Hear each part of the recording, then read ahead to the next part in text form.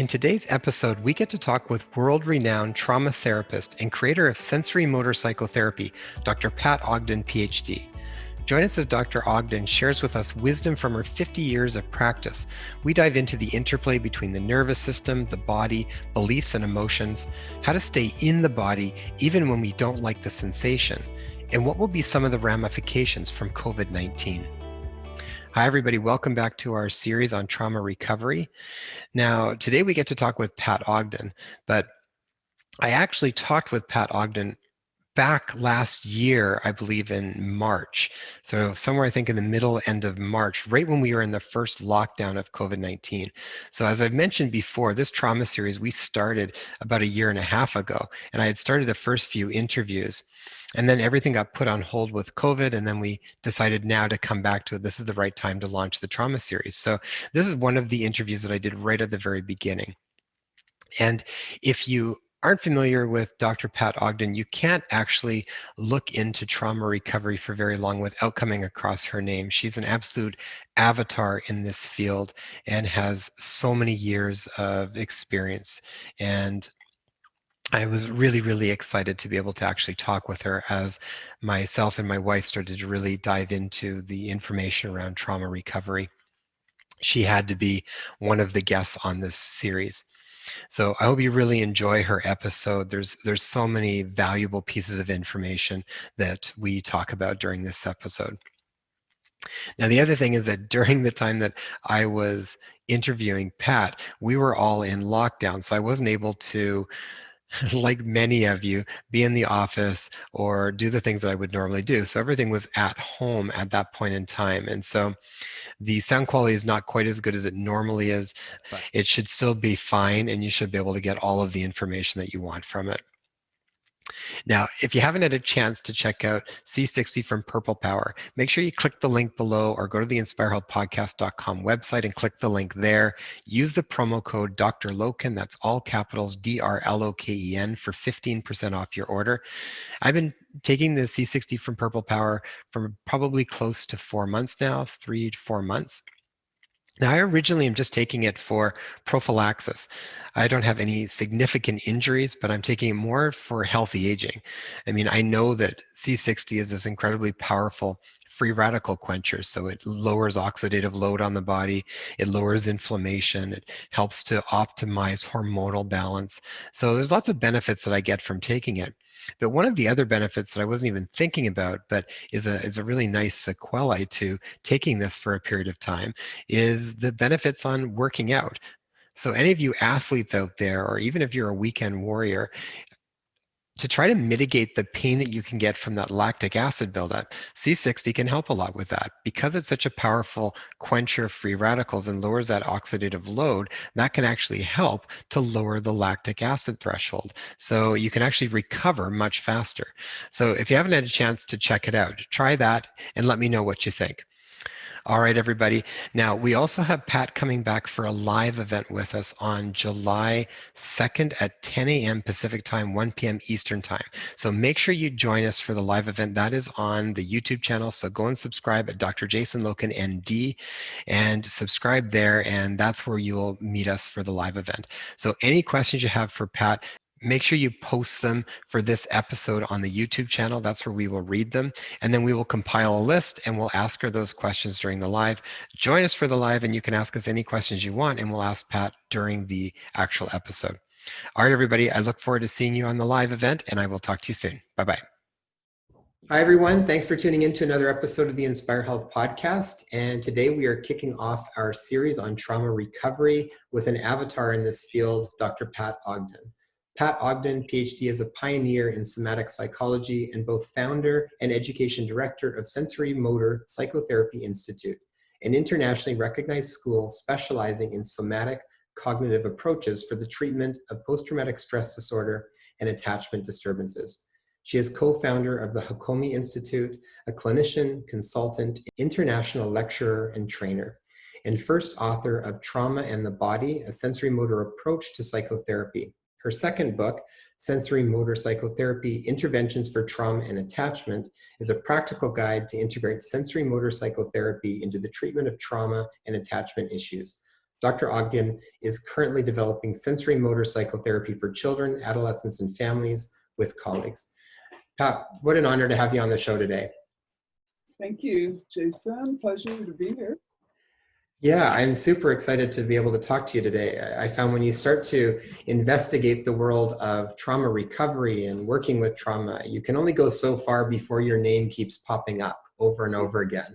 So you have a long history within this arena of working with trauma. And I'm wondering if we can kind of break things down a little bit and maybe first just how did you come to develop sensorimotor psychotherapy, and what were some of the main influences that got you into this area? That's been a long journey. In my professional life, I suppose it started in the 70s, the early 70s. I was working in a psychiatric hospital and I was teaching yoga and dance. And I discovered that the patients who did both those classes seemed to get better faster. Maybe they were going to get better anyway, but it really piqued my interest in the value of the body for healing. Later, I thought about it, and I thought about Steve Porges' work, and I think it's probably had to do with the fact that the yoga classes were very slow, very relaxed, very easy. Patients could come and go. So it kind of stimulated the dorsal vagal branch of the nervous system, but without the fear, which we know is healing for trauma. And then the dance classes were really high energy classes that stimulated the sympathetic system. So I really wonder if that's not why they got better. But that was kind of the beginning for me. And in the midst of that, I think in 74, I met Ron Kurtz, who's a body therapist. He was the pioneer of the Hakomi method. And Ron was the first person I met who integrated the body into psychotherapy, mainly looking at how the body holds attachment, failures. So I was really enamored of his work and moved to Colorado with him and apprenticed with him. And together we co-founded the Hakomi Institute, as you mentioned, in 1980. In many ways, I learned the most from my patients, especially college students from Wardenburg Clinic here at the University of Colorado. I was an adjunct therapist for that clinic in the 70s, and I was referred women who were having trouble with their sexuality. In those days, the term was pre-orgasmic. They couldn't enjoy sex. And I was working with these women in the way that I had learned in social work school and through Ron primarily, which was really going through strong emotions and childhood issues. And I was actually horrified to find out that my patients, some of them got worse. Nobody was talking about trauma back then. I think Charles Bigley's book may have come out, but we were over a decade away from Judy Herman's book, Trauma and Recovery, that was published in 1992. So I had no idea or methodology to work with trauma. All these women had been sexually abused. And I remember thinking, maybe I could just keep them in their bodies. Maybe I could just go slower and not go for the strong emotions, because that seemed to make things worse for them. And that really helped. So I learned so much from those particular patients. At that time, I was also studying various kinds of body work, hands-on body work, postural integration, later Rolfing movement, and the Rolfing method of structural integration, which really works with alignment in the body and differentiation of movement and finding your peace with gravity through an aligned spine. Dr. Rolf talked about the core, meaning the spine around which everything rotates. So all the study I did with hands-on body work was a huge influence. And I would say before that, even as a child, my mother put me in dance class when I was 7 years old because she knew I was going to be tall. And she said, if you're going to be tall, you're going to be graceful. She was an artist. So for 11 years, I studied dance. And I still remember that feeling of that length in my body and that poise when I was a little child that my dance instructor was trying to impart to all of us. It's neat that you mentioned dance too, because I know when my wife and I will go sometimes and we'll do courses at the Kripalu Institute. Uh-huh. And one of our favorite parts about that is at noon, if we get done our class on time, we rush down to go and do the hour of dance that goes on from 12 till 1. Oh, yeah. And in a lot of ways that we often find like that being really some of the most therapeutic part, regardless of even what we're taking from a course or whatnot, Mhm. is the movement aspect of it. And it is interesting as to what it is about it that I find so beneficial, whether it's just the freedom of expression, or even when you talked about Rolf, I'm an osteopath as well. And so my background around osteopathy, it's like we look at fascial chains. And in Uh-huh. osteopathy, we talk a lot about even the fascia holding a lot of emotional energy in them. And so movement and dance and rolfing, myofascial work, I feel like in a lot of ways that interconnects those worlds around emotions Yeah. and the physical body, and you see it enough times, you just get that that's the way it works after a while. Yeah. Yeah. Yeah. Yeah. I know what you mean. It's interesting because I was Rolfed for the first time in the late 70s by Emma Hutchins, a master Rolfer, one of the first two people Ida Rolf authorized to teach her work. And as he was, working on my body, there was no psychotherapy, but all these issues would Mhm. come up and these memories. And he would say, well, take them to your therapist. And so then I'd go to my therapist, but they weren't as immediate as they were when I was being Rolf. And I thought I want to bring the two disciplines together somehow. And for a while in the 80s, in the early 80s, I was teaching hands-on body work, um, called it Hakomi Bodywork there then, along with psychotherapy. But what I found, it was just too complex to teach because people had to have tremendous skills as a body worker and the skills as a psychotherapist, and blending them was just problematic. But I feel in my own work now, I get the same benefit. Mhm. People change, their bodies change, their movements change. So, yeah. Yeah, can you break down a little bit about as far as the sensory motor psychotherapy, like what have you integrated that makes it different from what most people think about when they go and talk to their psychotherapist or work through? What are the different pieces that get brought into it? Well, the biggest difference, it's not just working with emotions or working with beliefs and thoughts. It's really looking at how the body participates in every single difficulty a client has. I always would tell my students, when your client comes with a presenting problem, you can be assured that the body is sustaining and reflecting that problem in some way. Therefore, we can address it directly through the body. So that's in a nutshell. I mean, it's much, much more involved than that.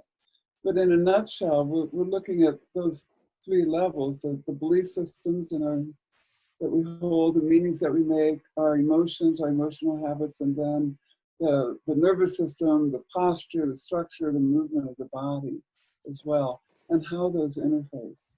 They Mhm. interface very differently with trauma and developmental or attachment issues. Um, and that was something that was a really big learning, because when I started out as a therapist, like I said, nobody was talking about trauma. It was just about not even attachment, but relationship and your family dynamics. So Mhm. I kind of learned the hard way through my clients what was trauma and what was more related to those attachment wounds. Well, that brings me to another question is how do you define trauma? I mean, I remember one way that resonated with me well, I remember I was doing a course with Dr. Peter Levine, and he talked about it as you're kind of on this river of life, and that stressors are kind of like the big rocks that get in the way that you have to kind of work around or figure out how to, and they can be big Right. obstacles. They said trauma is almost like a, like a black hole that gets in your river that just pulls you in, and you almost like a big whirlpool, you just can't even get out. So everything just keeps revolving around that. Uh-huh. But how do you describe trauma? What is trauma from a sensory motor psychotherapy perspective? The way I see trauma is that it has less to do with the event and more to do with the nervous system and the muscular system of the body, the instinctive system. Because something that's traumatizing that pulls you into that vortex, as Peter would say, for one person might not be for another. Like I always think of children, because for some kids, hearing their caregivers yelling in the next room is traumatic for them. And it's traumatic for them because it stimulates their arousal, like over that window of tolerance, so they're hyper aroused. And when arousal is stimulated like that, it's you lose your neocortex, you lose your thinking brain. It's really the instincts that take over. So when an event stimulates arousal that's outside of the window, it goes hand in hand with instinctive defensive responses that are elicited when we feel threatened. So we have impulses to cry for help, fight, flee, freeze, or collapse into a feigned death mode. And it's when those responses, that dysregulated arousal and those primitive instinctive defenses are triggered, that is a trauma for that person. There was a psychiatrist named Ross in World War II, and he said every person has the breaking point. So some events would be traumatic for everybody, but people have different thresholds for different events as to what will stimulate those responses in them. And I think that's really misunderstood, because people usually think of trauma as the event itself rather than how it affects the person's nervous system and their somatic system, and how it affects the brain. Mm-hmm. So you'd kind of mentioned that a little bit, but what would predispose someone to becoming traumatized versus someone that might have more resilience from becoming traumatized? So you have three different people that experience the same type of event. What I'm trying to always figure out is, how do you build resilience from things, almost like from a preventative model? How do we protect Absolutely. ourselves from being able to withstand what could Yeah, be a traumatic incident so it doesn't affect us so profoundly? right. Well, the most profound inoculation against PTSD is a secure attachment in childhood. When you have that strong base, your brain has developed the regulatory capacity to um, hold you in good standing when there is a trauma, because you have the links between the cortex and the subcortical brain, et cetera. That's not to say that the dysregulation and the instinctive defenses won't be stimulated, but a person who comes from a secure background is likely to be able to re-regulate quicker and not develop post-traumatic stress disorder. Mm-hmm. So that's So the big inoculator. And yeah, go ahead.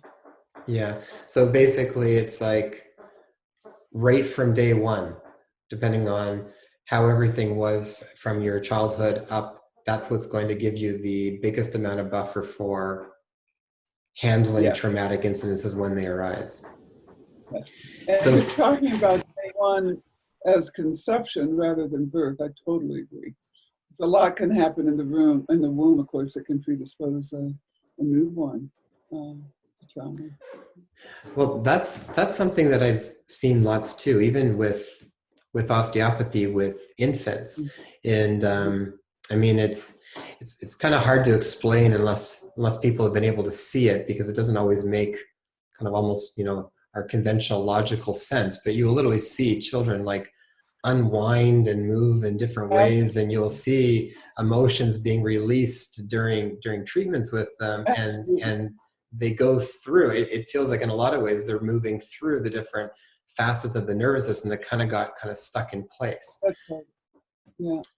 I'm wondering if you can mention some things that you've noticed as far as with that, like, preconception to conception. What are some of the things that parents can do even to, again, create an environment that is going to be more likely to manage stressors and traumatic incidences more effectively? Mm-hmm. Well, the main thing, I suppose, that babies need to develop is that integration of the brain, what Dan Siegel calls that vertical integration between the cortex, the limbic system, and the instinctual brain, if we're using Paul MacLean's giant brain model.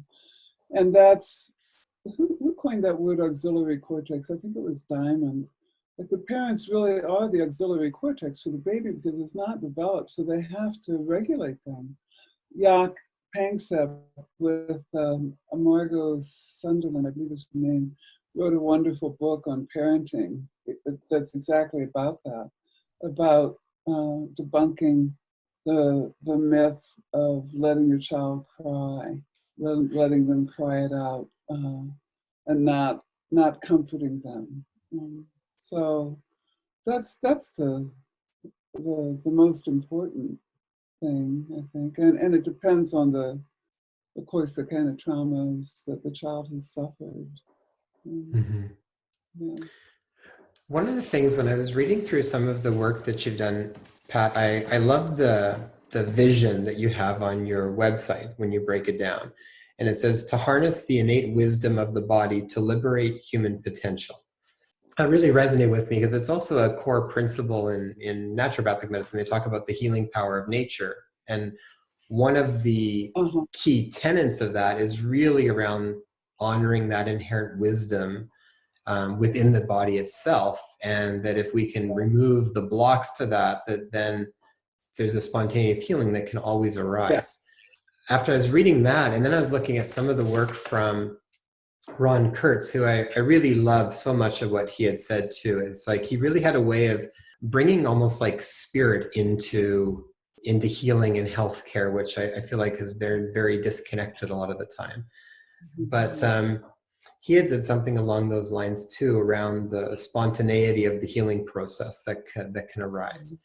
And I'm wondering if you can speak just a little bit about, from your perspective, what are we talking about when we talk about that innate wisdom of the body to liberate human potential? Like, what is that innate wisdom? How do we gain insight back to it? How do we reconnect to it? Because in a lot of ways, it's never gone anywhere, but we've kind of lost that ability to connect and learn from it. So how does that process begin to reconnect? Well, it begins, I think, with attitude. Like, if a therapist believes in what Ron and I always called organicity, which is a term borrowed from Gregory Bateson, which really speaks to the inherent intelligence in any living system with regard to its own unfolding. And it can't be predicted. It's mysterious, it's very enigmatic. And it has to do with like self-organizing, nonlinear, complex systems. If you believe in that, which I do, then that's the first step with the client, because that creates the atmosphere, I think, where that can just unfold. In my work, instead of conversation, we focus on mindfulness, what I call embedded relational mindfulness, because it takes place within the therapeutic relationship, where the emphasis is on facilitating a client discovering their own internal organization. So if a client comes in and they were, give me a presenting problem, anything, they were raped, okay? I might ask them, okay, when you just think about that incident, what starts to happen inside? So we're getting kind of beneath what's known to a deeper level of organization, kind of a meta level that's driving the content, much of the content of the person's life. when we stay with that organization, a client really learns about themselves. And I think the beauty of it is that, as Ron used to say, if a person gets enough of the right kind of information in that way from really within themselves, there's often a spontaneous reorganization towards health. It's much, in terms of the body, I feel that one of the things that happens with the body is that our natural integrity is adjusted to our environment. So we modify our actions, our posture, our movements, even how we use our voice, according to the feedback we're getting from mostly our attachment figures, the people who are important to us. I mean, if this happens in infancy, Beatrice Beebe and Ed Tronick write about this, that you can discern the meaning an infant is making by their movement and their posture. So if our parents aren't, or our caregivers don't respond when we reach out to them, you know, I'm going to scoot back so people can see, okay? So a integrated reach like this might be, a client might literally pull back, or they might only reach part way, or they might reach with their palm down as if they're not expecting anything back. And I mean, many times in session, I've asked the client kind of diagnostically just to reach out, because it shows how that simple behavioral proximity-seeking action has been modified according to the predictions that the person's made of their attachment figure's availability. So that wisdom that was natural and spontaneous, where a child just reaches out, a baby just wants connection, that wisdom gets modified, even when those conditions have changed, you know? It's just a beautiful thing to help a person reinstate those variety of actions that they've adjusted based on their past, you know. I think of it as movement vocabulary. I like that, movement vocabulary. And do you work with that from either side of it? So can you bring awareness to the physical patterns that the person, where they move in a certain way, or they're closed in a certain way, and then once they bring awareness to that and they can see it, then they can start to, through the physical changing of that starts to change the feeling sense, and you almost kind of work from, like, you know, more concrete to more abstract a little bit as far as how that changes? Or do you start up top with the thinking, and then to the emotions, and then to the feeling and the sensation, and then down to what they're actually doing? Or any You know, of them? you can start anywhere. You can start anywhere. And you know, a lot of it depends on what the client brings with. Like, often a client will say, oh, I don't get any support in my life. You know, my husband doesn't support me. I just don't have any support. And that's a meaning that they're making. But if you say, okay, this is where the mindfulness comes in. Although I never talk about mindfulness with the client, but I might say, okay, let's stay with that. And if they agree, I'll say, why don't you say those words? I never get any support, and let's see what happens in your body. So then we'll find that mind-body interface. You know? And we have different choices, depending on the client's width of their window of tolerance, and also depending on whether we're working primarily with trauma or primarily with attachment wounds. If we're working with attachment wounds, say with that issue, and they have a wide enough window of tolerance, we might go more deeply into that wound, like the client would say, well, my spine I start to collapse when there's no support. I might say, okay, stay with that, feel the collapse, sense those words. Is there an emotion that goes with it, or an image? So we start to dive deep into usually what emerges are memories that were formative for that believe in that physical, configuration. Mhm. And what's the really cool thing about the body, in a case like this, there's research that shows this. Like if you take on a certain posture, like that collapse in this client example, this research shows that the memories the events that were occurring when that posture was operational will just start to level up. And that's just fabulous because then you get a chance to really rework. Uh, Well, and it's like that, it's trying to help you out, yeah, right. Yeah, yeah, right? Like it's yeah. trying to bring some attention to it to assist the process almost. Yeah, that's right. Yeah. Yeah, I was something else that I really liked when I was reading some of Ron's work when he talked about once you have the emotion, wait, then the thoughts, beliefs, memories will come because the emotion is present. So just in the feeling sense of the body that the other stuff naturally kind of arises. Well, I would probably say that differently. I would say, yes, if someone is tuning into their body and how their body is organized, whether it's their shoulders rounded or hiked up, or they don't feel their legs or their pelvis is tight, whatever, if you stay with that and that then the emotions, the associations with that pattern will start to emerge. I want to distinguish with emotion though, because there's attachment related emotion that, I mean, Bowlby, would say that the most intense emotions that we experience are in the formation, the disruption, and the reestablishment of attachment connections. But if we're working with trauma-related emotions, it's a different story entirely.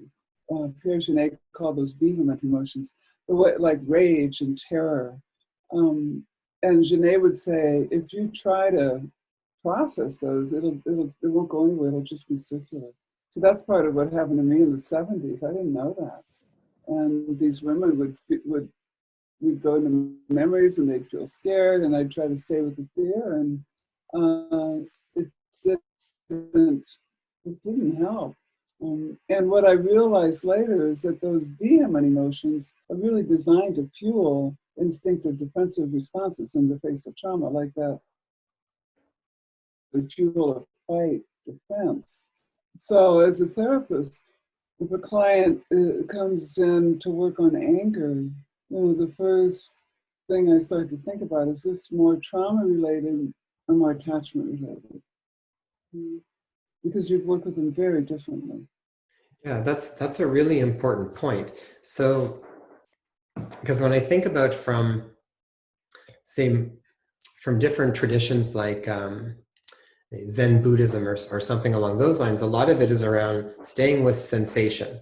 And then Uh-huh. it would be explained a little bit that the emotion is more when we attach a meaning to the sensation, and then that's what we tend to then rev up into like a big forest fire because it's all interconnected to the story around it rather than just sensation. So when you're talking about that with trauma, if someone is feeling a strong fear response and you're trying to get them to stay with the fear, is it, or when you're saying if you got them to stay with the fear, they'd actually get worse. Is it Mm-hmm. staying with the fear, or is it staying with the physical sensation, or how do you work with that then with Well, trauma those that's are two different. affected? Yeah, those are two different things. Like in our work, we work with a hierarchy. We call it hierarchical information processing. Really, a top down and a bottom up that has those three segments related to the triune brain: the thinking brain, the feeling brain, and then the body brain. And if you're working with trauma first and foremost affects the nervous system and the body. It affects the instinctive brain. So it is resolved bottom up by working with the body. So yeah, with trauma, I would have the person stay with sensation, find impulses in the body, perhaps find movements to push away that weren't executed at the time of the trauma, and then we'd execute that motion, and movements to run or turn away, whatever the movements were, but we'd really be working bottom up because the root of the issue is with the lower brain, yeah? Yeah, yeah, And the dysregulated arousal, and see, if you stayed with the fear, the arousal would just escalate. But in trauma, I feel like the primary solution to the dysregulated arousal, which often manifests as emotion, is to find the defensive responses that that emotion is fueling. Whether it's flee or cry for help or fight back. Mhm. right. And then so you allow the body then to almost finish what it wanted to get started but never got a chance to finish. Yeah, yeah. Yoshine said those who are affected by traumatic memory have not been able to complete the acts of triumph, to be able to get away or get help or run away. Yeah. So yeah, we really work with those. But see, the Zen, when you mention Zen Buddhism, it's right. If you stay with the emotion, it is likely to escalate. But see, with attachment work, that's what we're looking for, because I want the strong emotion and I want the meaning that they made, because I want to be able to help the client heal that within the context of our relationship. So they have a new imprint of whatever happened to them in the past. So So the that's, emotion then that comes up is bring more awareness to what meaning they've attached to it for an attachment disorder as opposed to a trauma.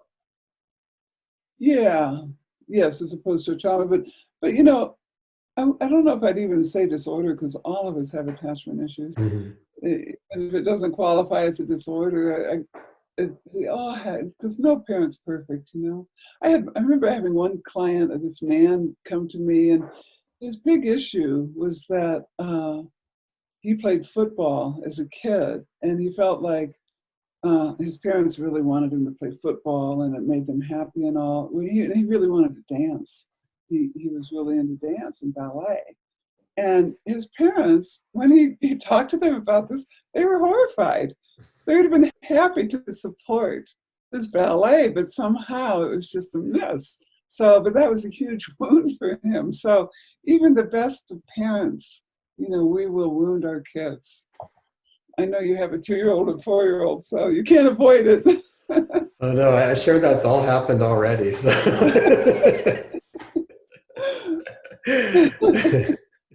Yeah. Hmm. um, Pat, where's the role of beliefs, and how do you shed light on and bring awareness to underlying beliefs that maybe sometimes aren't so clear for the person, that may be creating patterns that aren't supportive for them? Uh-huh. I think one of the primary ways is through the body, because the body will reflect and sustain those beliefs. I mean, we make meaning, like Ed Tronick says, in just so many ways. He calls us polymorphic meaning makers, because we make them through our nervous system, through imagery, through muscles, through memory, cognitively, emotionally, so many different ways. But I find the body is a pretty direct access route. So you'll understand this with your body work training. If a body has lost its natural integrity, with gravity, it will show up visibly. The head will be forward, the spine will be rigid or collapsed, or something will be going on. The shoulders might be up or rounded, tense, whatever. Um, and if we think of self-organizing systems, our system is affected by our environment. Our very structure is affected by our environment. And so I think of the forces from the environment really impinging on the body of the child. So they form these patterns that reflect and sustain the meaning that they're making. Yeah. So we can, if a client's shoulders are rounded, say, we can say, let's explore that. Can you feel that, how they come forward a little bit? And can you maybe just do it a tiny bit more, we just like to up the signal just a little bit more, and find out what happens, what emotions, feelings, thoughts. Often a memory pops in, because as research shows, that'll take us to the events where that posture is operational. And then you can find out. But it can't be from the cortex. It has to be from the body. Like I'll often ask, like, well, if your body could talk, if those rounded shoulders had words, what would your body be saying? And then the belief comes, oh, I have to hide myself. I can't show myself. I'm ashamed. There's a part of me that's not okay. The meaning will just come from the body. And it's so true when that happens. So true to the person's authentic experience. Yeah. Yeah. It's like you're basically finding it's not this intellectual process of trying to figure out what it is, but if you kind of follow the No. body's guides, then it will spontaneously show Yes, you. right. Yeah.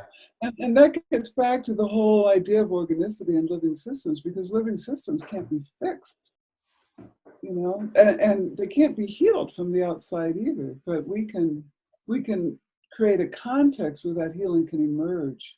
Mm-hmm. And I think of it that way. Like I think even like a doctor can set a bone that's broken, but the doctor can't heal that bone. That comes from the individual. But Mm-hmm. he can create a condition so that healing potential is optimized. Yeah. Yeah. I know. I love that. The- I've been so working with an anti-oppression lens, and I notice, because I'm lived many, many, many decades, how pervasive, uh, still using like he instead of they, or Pat, are there any specific beliefs that you've seen over and over again that are common ones that, for the most part, a lot of us really, if we come down to it, they tend to be there for a lot of people. Some of the maybe self-limiting beliefs that people tend to struggle with. What are some of the common ones? The reason I want to say that is just because I sometimes feel that a lot of people think they're the only one that has some of these things. And for the most oh, part, it's ubiquitous. And I think the more oh, people hear absolutely. that, it then sort of allows them to even investigate it more. Yeah. I mean, there are so many that are common. I think culturally, there's a belief of I'm not good enough. I have to do more. Where there's that feeling that love is conditional on how well we do, not who we are. I think that's ubiquitous in our culture. And there's an isolation that comes with that, like around like I got to do it myself. I can't really depend on anybody else. And this is I think, a real characteristic of an individualistic Western culture. I think more collectivist cultures, they have a different orientation to community and to performance and achievement. One of my colleagues that I've been working with lately, he's Black and Puerto Rican, and he said, I just don't think in terms of I just think in terms of we. And I've noticed in working with him, it's really true.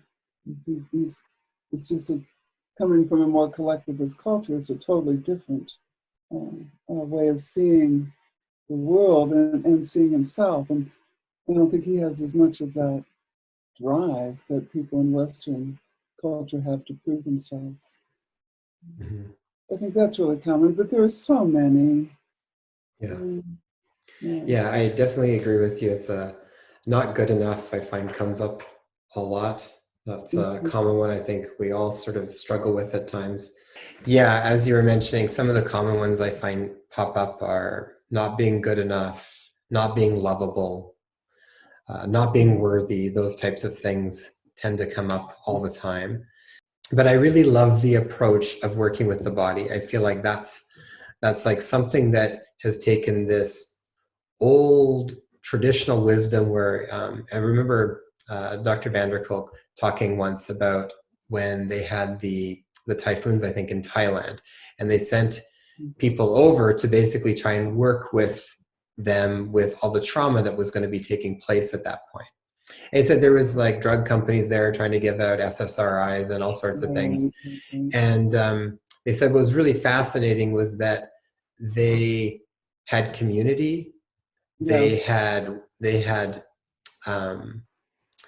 sort of rituals and dance and song, and they had all of these things almost just innate and inherent within the culture to manage effectively with trauma without having to do all these other things. And he said there was so much more that really they were just teaching us more than what we thought we were going to come and bring to them. They just did it organically.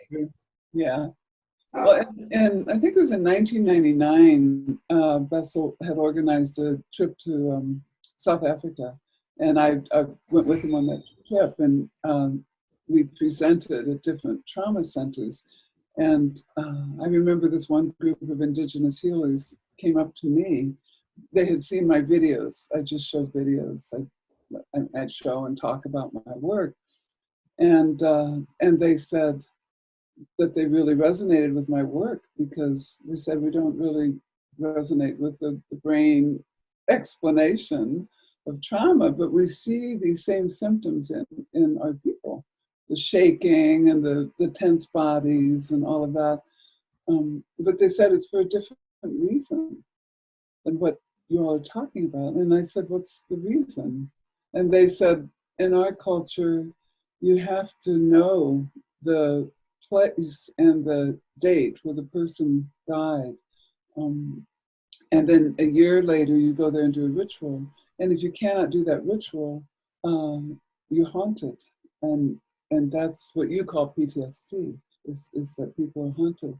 And with apartheid, they couldn't find, they couldn't do those rituals. So I thought that was so interesting, how how PTSD really relates to belief as well. Well, and that makes me think, like when you were talking about how literally the nervous system has to run its course, and it's almost like it never got a chance to run its course because of that ritual, which allowed it to finish. But no, it makes me think a little bit about when we were talking before about how you can almost get stuck with trauma in different parts of the nervous system, that almost gets stuck and doesn't get a chance to kind of run its course. Mm-hmm. And sometimes that, it sounds like that ritual allows them to almost have some sort of completion with the process of it too. I think that's true. Yeah. Allowed to have completion. Yeah, that's beautiful. One other thing I was curious about is if you were familiar with some of the work, and I'm curious about your take on it, but Candace Pert wrote a book called Molecules of Emotion a long time back, and she would talk about the neurochemistry of emotion and the neuropeptides, and she would talk about how that literally would be stored within the body tissues. And so talked about almost like the subconscious was actually the body, and why it was so important to work with the body in order to metabolize these molecules of emotion, so to speak, in order to then not have them re-triggering over and over and over again. I'm wondering if you're familiar with that work or your thoughts on any of that. You know, I know Candace, but I'm not a scientist. I couldn't really speak to that on a molecular level. I mean, I think of what Reich said, the body's the manifestation of the unconscious. But he was talking about, blockages of movement, and all that's visible. And I definitely with that, and that's at the level that I work. When you see it structurally or physically in the body, and then working with it from almost a postural perspective. Yeah, but things change in mysterious ways.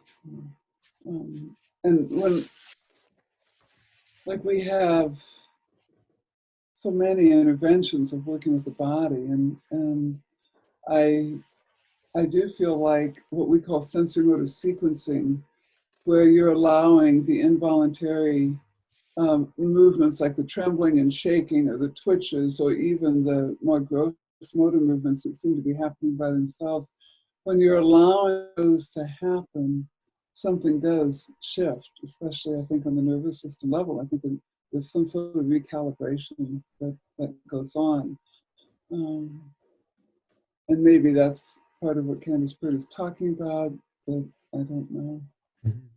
Well, it's interesting because it does make me think about where the interrelationship is with all of that. I've often wondered that when people are able to shake or and just allow the body to do that, what Yeah, might be going on within the body. It seems to me sometimes like there is a metabolism, there's some sort of metabolism that's going on until it runs yeah, its course, and then it just yeah. naturally starts to subside, and there's usually a big Yeah, I think relief from that's it. true.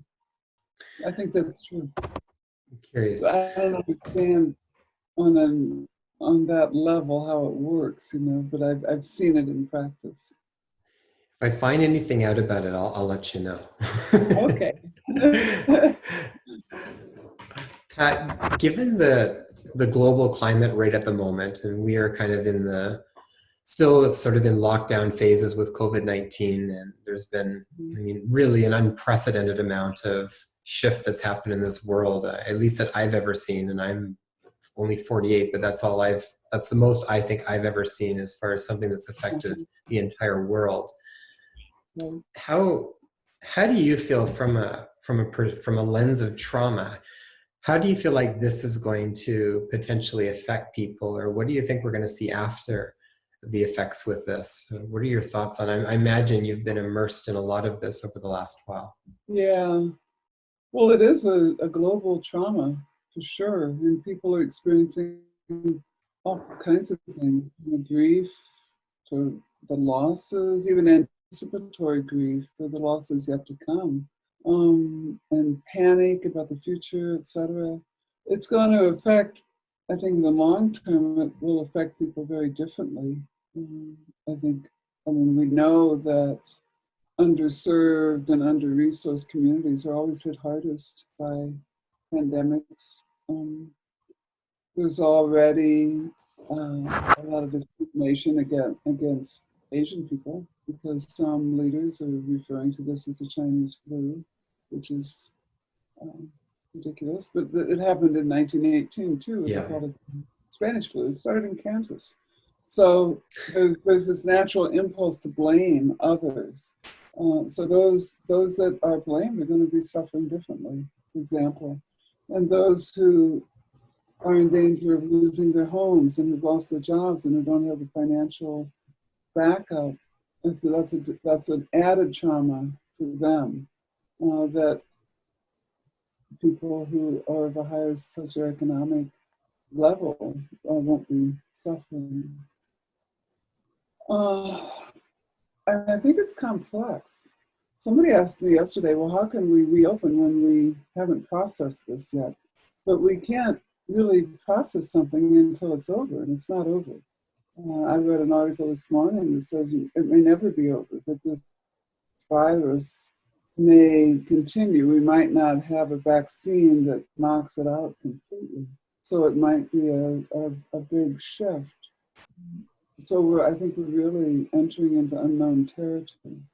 There's a line by Lena Horne that I've thought of so often in this pandemic. She said, it's not the load that breaks you down, it's how you carry the load. And I do think that that's where the body comes in. Like the people who are suffering now psychologically are the ones who, at least in my perception, in my experience, are the ones who have unresolved trauma, because this kind of trauma is going to trigger all the unresolved stuff that you've got.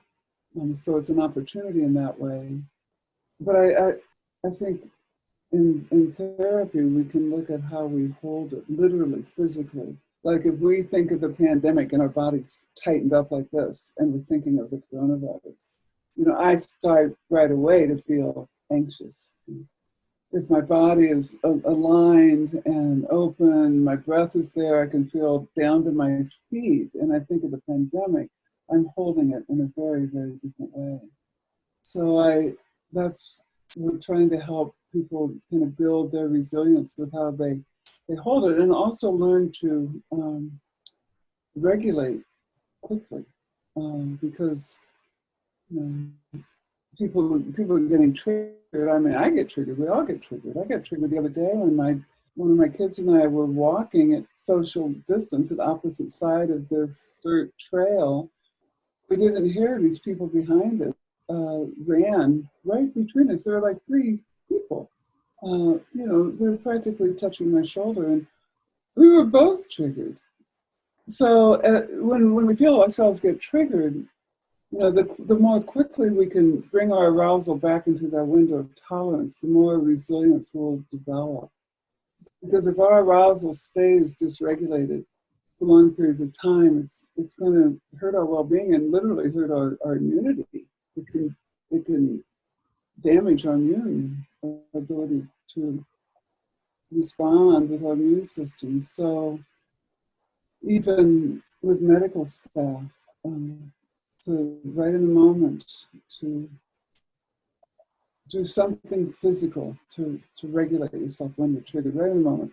Touch yourself, take a breath, hand on your heart, feel your legs, press your feet on the floor, whatever it is. If you can learn those resources and implement them quickly, I think we have a better chance of being able to hold this in an optimal way. Mm-hmm. Nice. And last question, Pat, for your years of being in this industry and with working with so many people over the decades, what message of hope would you be able to share with trauma survivors that might still be in the midst of it and not sure where to turn? Oh, I would say your body knows how to heal this. Absolutely. And you might be feeling panicky, or you might not be sleeping, you might be having flashbacks. But all of this is really can be healed with the intelligence of your body. It really can. I mean, that's over and over and over. That's been my experience. So I would say don't lose hope. Find somebody that could work with you on a somatic level to help your arousal, re-regulate into a window of tolerance that would help you find more options and instinctive responses. Beautiful. Pat, where can people learn more about your work and the books, the courses, practitioners that are doing the work that you do? Where's the best place to send people? Probably our website at sensorimotor.org would be the best place. And we have two books out, Trauma in the Body and Sensorimotor Psychotherapy, Interventions for Trauma and Attachment. And that book, I'd like your listeners to know that that book is written for therapists, but it has short chapters for clients to read as well, and they're accompanied by worksheets. And many therapists are using that book, even if they haven't trained with us, and using these worksheets with their clients and finding it helpful, especially with trauma. So I think that can be really useful. And there's a third book that'll be out this year as well that is focusing on social cultural considerations and looking at the Eurocentric history of psychotherapy as a whole, and sensorimotor psychotherapy in particular, and writing about how this work is applied to more diverse populations, to marginalized people. So Oh, wonderful.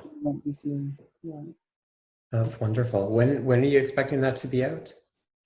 I still have one more chapter to write for it.